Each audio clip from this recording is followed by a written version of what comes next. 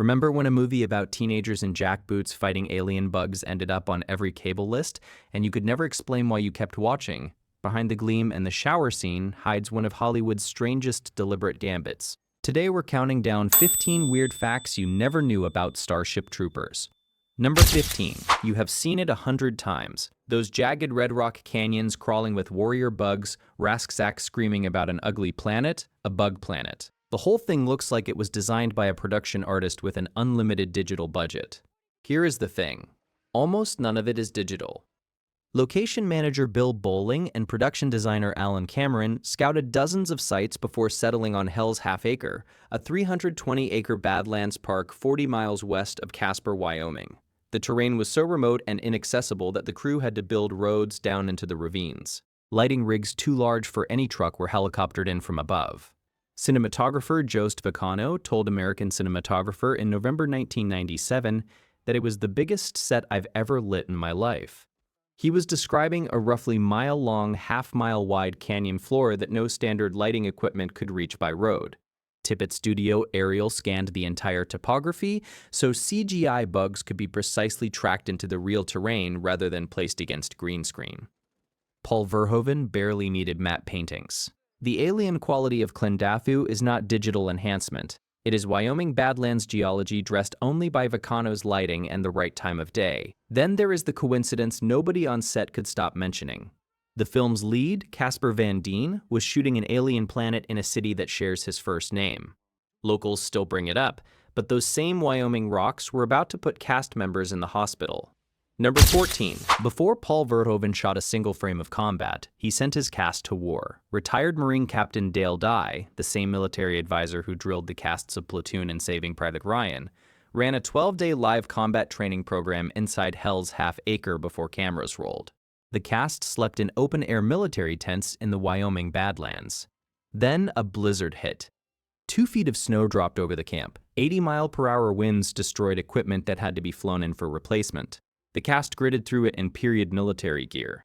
What makes this stranger is that Denise Richards was not required to be there at all. Carmen is a pilot, not infantry. Her character never sets foot in boot camp in the script. She showed up anyway. She, Casper Van Dien, and Jake Busey reportedly huddled together through the worst of the storm. Van Dien later said that Michael Ironside and Clancy Brown became real mentors during that period, and that he still hears Ironside's voice in his head from those 12 days. The shared suffering of a Wyoming blizzard built the squad chemistry you see on screen. That texture was not manufactured in post-production. Dale Dye's boot camps had produced the same effect on Platoon and Saving Private Ryan, and the same principle applied here. The man scoring all of that suffering had a quiet 10-year history with Verhoeven that almost nobody noticed. Number 13.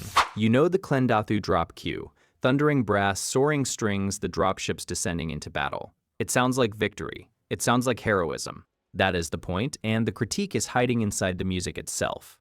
Composer Basil Polidoris had already scored 2 Paul Verhoeven films before Starship Troopers. He wrote Flesh and Blood in 1985, and then RoboCop in 1987. Starship Troopers was their quiet third collaboration, and Verhoeven gave him a very specific instruction: play the character's emotions as completely sincere. No winking, no distance, no irony in the music itself. So Polidoris buried the critique in the architecture. Per Jeff Bond's liner notes on the 1997 Vares Sarabandi release, when the film's triumphal finale arrives, Polidoris subtly reprises musical material he had earlier used to score the bugs. The victory music and the monster music share the same DNA. He is quietly raising the question of whose side you are actually on. His daughter Zoe Polidoris co-wrote and performed the source songs heard at the Troopers' party earlier in the film, which gives those lighter scenes an additional texture of real family investment underneath the satire. This is the same composer-director pairing that gave RoboCop its militaristic grandeur, while that film simultaneously dismantled corporate power. The critique was always in the score, but one cast member learned an entirely new instrument rather than let a single scene be faked. Number 12, here is a detail that almost nobody talks about. Midway through Starship Troopers, between battle sequences and propaganda commercials, there is a quiet barracks party scene where Ace Levy sits down with a neon green violin and plays it. It is the one moment of real tenderness in the film's final stretch, and that is Jake Busey performing it for real, on camera live. Busey had never played violin before the production. He refused to mime the performance over a dubbed track. Per production accounts in his own interviews, Verhoeven's wife Martine taught him to play well enough to perform the scene live over a period of a few months. Busey, a lifelong drummer, insisted the scene read as genuinely emotional rather than comic relief. He knew the character was about to survive the Whiskey Outpost massacre while Dizzy died, and he wanted that violin moment to land with some weight. It is the only major character beat in the film performed by the actor entirely live from start to finish, with no playback substitute at all. Think about that inside the context of the rest of the film. This is a $105 million production built around 500 visual effects shots, CGI arachnid swarms, and full-scale animatronic insects. Somewhere inside all of that, a man taught himself an instrument over several months, because he refused to fake it. The bigger question is how this entire movie got a green light at all, and the answer is a 4-minute demo nobody remembers. Number 11. In 1994, TriStar Pictures would not greenlight Starship Troopers. The bugs were the problem. Nobody at the studio believed a CGI insect swarm was achievable at the scale the script required, and nobody was going to put $100 million on a concept that had never been proven. So producer John Davison and effects supervisor Phil Tippett made them a deal.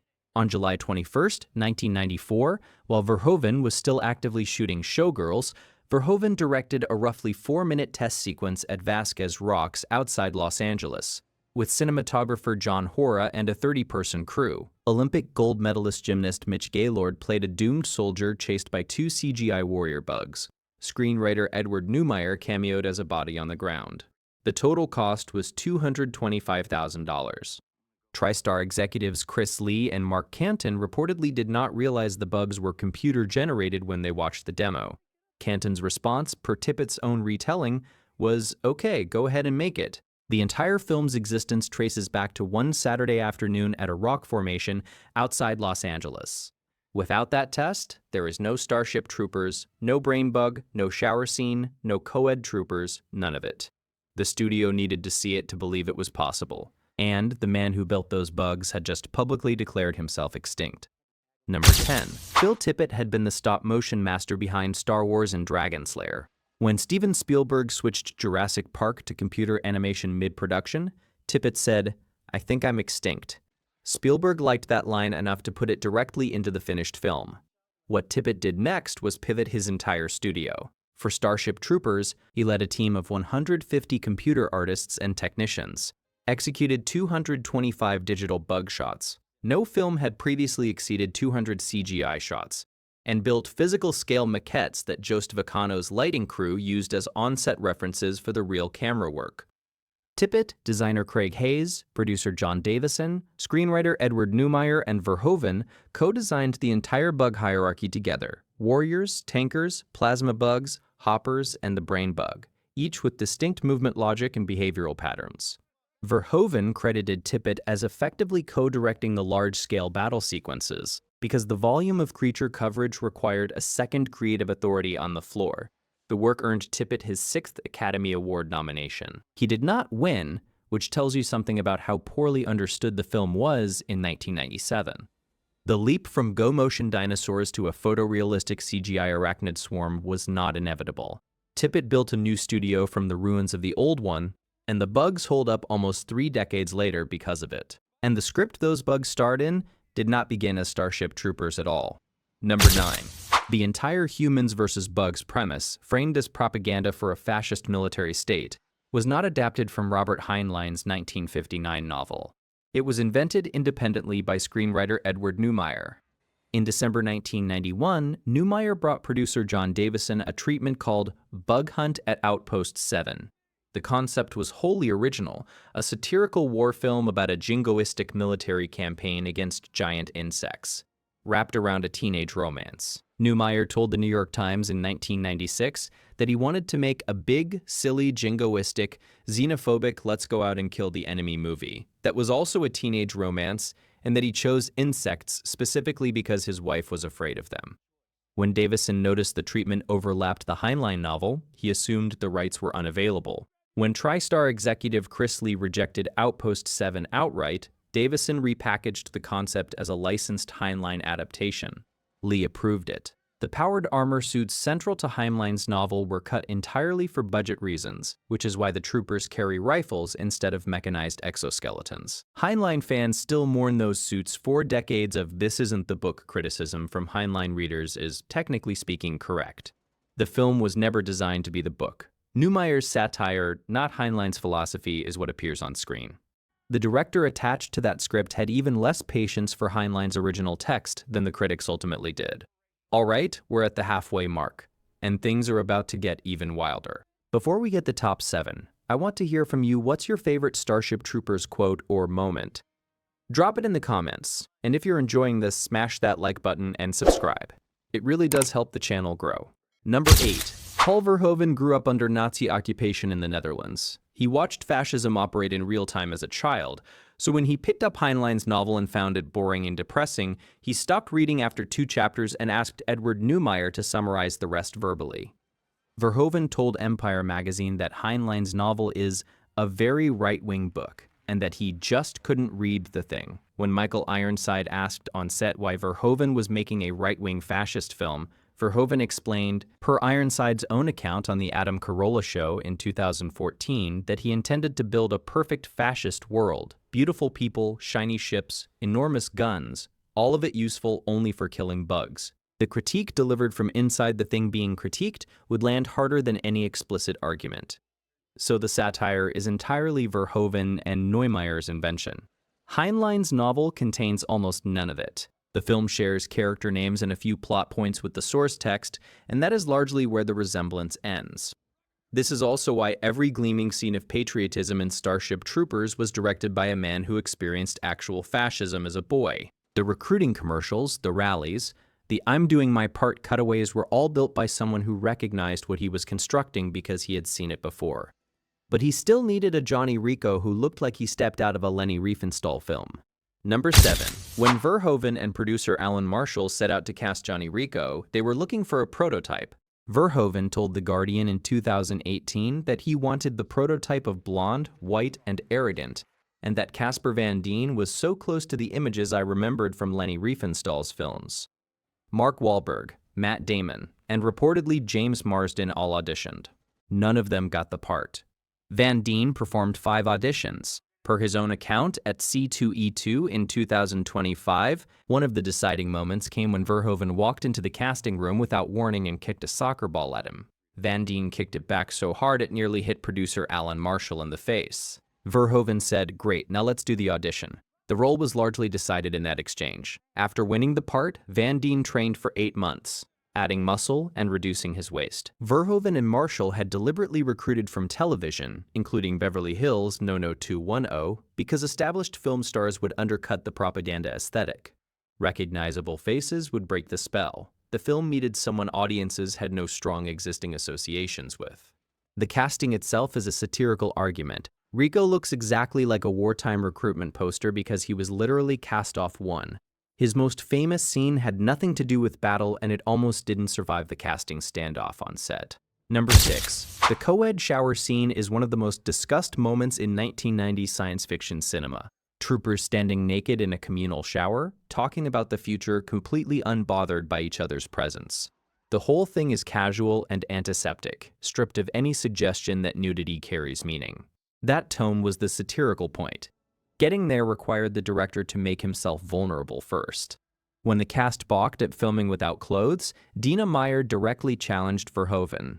Per her account at the C2E2 2025 reunion panel, she asked him, "If it's not such a big deal, why don't you take your clothes off?" Verhoeven and cinematographer Joost Vacano, who had grown up in a nudist colony, agreed on the spot. Meyer later clarified that the directors only briefly dropped their pants rather than filming the entire scene that way, as the legend sometimes has it. But the gesture worked. The cast followed their lead. Verhoeven's stated intent was to depict a society so consumed by military purpose that nudity is not erotic anymore. The shower is clinical. The absence of tension in that scene is the satirical argument made visible. Denise Richards separately told The Guardian that she refused an additional topless scene Verhoeven had scripted for Carmen, and that he did not push back. And most of the time on set, the director was performing something even more undignified to keep his cast going. Number 5. The warrior bugs and Starship Troopers were added entirely in post-production. Every soldier firing into empty Wyoming air, every trooper backing away from something enormous, every expression of primal terror was performed against nothing. To give actors something to react to, Paul Verhoeven personally charged them with a broom or a bullhorn, sometimes both. Clancy Brown described it to Empire magazine, Verhoeven jumping up and down screaming that he was a big bug and he was going to kill everyone. Brown said he loved every second of it. Denise Richards remembered Verhoeven leaping and screaming even more urgently when the reaction footage was not working. Behind that chaos, the practical effects team was building things that were very real. Amalgamated Dynamics, the effects house founded by Alec Gillis and Tom Woodruff Jr., constructed 2 full-scale animatronic warrior bugs capable of lifting an adult in their jaws, plus a 12-foot brain bug head puppet operated by 5 puppeteers from inside, with a custom conveyor belt rig under the skin to produce the pulsating ripple effect. Tom Woodruff Jr. told production journalist Paul Salmon that Verhoeven's primary concern was getting multiple emotional expressions out of the brain bug face. Not only fearsome, but fearful as well. The 225 digital bug shots from Tippett Studio and the full-scale mechanical creatures from Amalgamated Dynamics are why the insects still hold up nearly 3 decades later. The heat that made all of it necessary nearly killed 2 cast members. Number 4. Wyoming summer temperatures reached 115 degrees Fahrenheit during production. The heat was relentless and the costumes offered no relief. Up to 25 people a day were treated for heat stroke by the medical crew standing by on set. Jake Busey collapsed during filming and production halted for a week. The shutdown reportedly cost around $1.5 million per day. Michael Ironside's situation was more extreme. He was in a pit of vermiculite in partial costume, shooting a scene he does not remember filming. He has said in interviews that he lost control of his body, lost awareness of his surroundings, and asked Casper Van Dien for his line while in what he described as a full blackout. He was hospitalized afterward and placed on an IV. Van Dien called Ironside one of the most professional actors he had ever worked with, specifically because of this moment. Ironside delivered his line while physically blacked out, and you cannot see any difference on screen. The production also lost 2 crew members and their driver in a fatal Memorial Day weekend car accident while traveling back from Wyoming. Television personality Rachel Campos, who survived the crash with serious injuries, was among those affected. The entire crew donated toward her recovery. The haunted authority Ironside carries through the film was, at least once, completely involuntary. He did not know what he was saying. He said it anyway. The actor in the most disturbing costume of all was the one nobody saw coming. Number 3. Neil Patrick Harris had played Doogie Howser, MD, for 4 seasons. He was 16 when the show began and 20 when it ended. By 1997, that performance still defined him in the public mind, and he took the role of Carl Jenkins in Starship Troopers specifically to pivot away from it. What he walked into was a deliberate piece of political costuming. Verhoeven told The Guardian in 2018 that Carl Jenkins's black leather trench coat was explicitly modeled after a Nazi SS officer's uniform. Verhoeven said he hoped that Neil Patrick Harris arriving on a military set in that uniform might finally make the film's satire obvious to anyone still missing it. Most American critics in 1997 still missed it entirely. Harris later reflected that the film was intended as commentary about an Aryan-coded society that classifies all other species as threats requiring extermination, and that when you watch it, the irony reads as funny, which is itself a form of the satire working. He played Carl as 2 distinct characters across the film, the cheerful, goofy nerd of the first act, and the cold, satisfied war architect of the third. The casting is the joke. Doogie Howser, the boy genius everyone trusted, as a smiling fascist intelligence colonel is an argument about how ordinary people end up inside extraordinary systems without noticing. But most critics in 1997 did not get the joke, because the marketing made sure they would not. Number 2. Paul Verhoeven borrowed shots from Leni Riefenstahl's Triumph of the Will and Olympia directly. The I'm doing my part cutaways, the rallying crowds, the eagle and laurel iconography are not homages. They are reproductions slightly displaced into a science fiction setting designed to show you what you look like cheering for a fascist state. Sony marketed the film as a pure action spectacle with no satirical framing. Verhoeven later told interviewers the film was marketed appropriately as satire only in the United Kingdom. In the United States, audiences walked in expecting action and came out confused. The Washington Post's Stephen Hunter called the film spiritually Nazi. Janet Maslin at the New York Times described it as raunchiness for teenage boys. Roger Ebert called it the most violent kiddie movie ever made and gave it 2 stars in his November 1997 review. Ebert read the film as sincere rather than satirical, which is now cited as a case study in how thoroughly misdirected marketing can override directorial intent. Verhoeven's stated position was that he built the critique from inside the system being critiqued. He knew you would cheer. He built the whole film toward the moment you caught yourself doing it. Post-Iraq War, the film has been almost entirely re-evaluated. Edgar Wright, Eli Roth, and Ari Aster have all cited it as an influence. Arrowhead Game Studios CEO Johan Pilschet cited Starship Troopers as the primary influence on Helldivers 2 in a 2024 interview, with PC Gamer, being misunderstood in 1997, had an enormous financial cost. Number 1. Sony Pictures was frightened. The Waterworld disaster was fresh in the industry's memory, and the Starship Troopers budget had grown to somewhere between $100 and $110 million, half of it going to roughly 500 visual effects shots. So Sony brokered an unusual 50-50 financing arrangement with Disney's Touchstone Pictures. Sony took North America, Disney took international distribution. Both studios split the costs and the potential profits. The film opened at number 1 with $22.1 million on November 7, 1997. Then it dropped 54.5% in its second week. The cinema score came in at C+, domestic gross finished at $54.8 million. Worldwide, it reached $121.2 million. After theater cuts, the two studios recovered roughly $66 million globally, barely enough to cover the marketing spend. By traditional measures, the film lost money. Verhoeven called it the most expensive art movie ever made. The theatrical sequel never happened. Phil Tippett directed the direct-to-video Starship Troopers 2 in 2004. Edward Neumeier directed Starship Troopers 3 in 2008 with Casper Van Dien returning. As of March 2025, per Deadline, District 9 director Neil Blomkamp is developing a new Starship Troopers at Sony, based on the Heinlein novel rather than the Verhoeven film. The franchise that grew from a box office failure, including video games, an animated series, Helldivers 2, and a sequel in development, exists because the cult audience kept the original alive for nearly 3 decades. The film you can stream tonight is a flop that outlived everything that beat it in November 1997. Starship Troopers was built on a premise its director couldn't finish reading, a script that started under a different name, a cast chosen off wartime propaganda photos, and a satire so straight-faced the studio's marketing team missed it entirely. The production hospitalized cast members, buried the crew in a blizzard, and cost more than $100 million split between 2 studios too nervous to fund it alone. Every gleaming performance, every triumphant cue, every clean uniform was deliberate. None of it was visible in 1997. Almost all of it is visible now. If this video surprised you, drop your favorite fact in the comments. Like, subscribe, and share this with someone who loves this movie as much as you do.